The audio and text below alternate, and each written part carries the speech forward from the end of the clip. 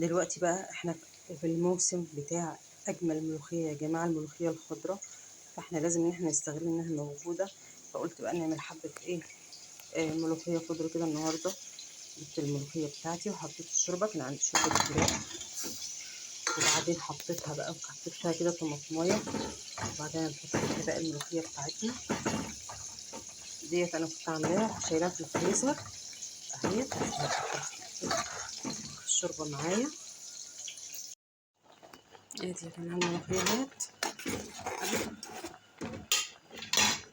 نجيب بقى الطشه بتاعتنا كده، بسم الله.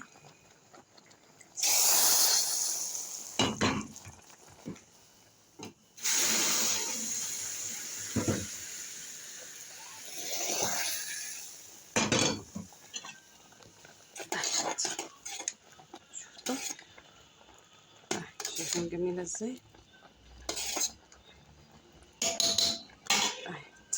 بس كده هنطفي عليها، تبقى معاكي احلى ملوخيه خضراء تاكليها اهي. هنا بقى بعمل ايه، باميه برضو.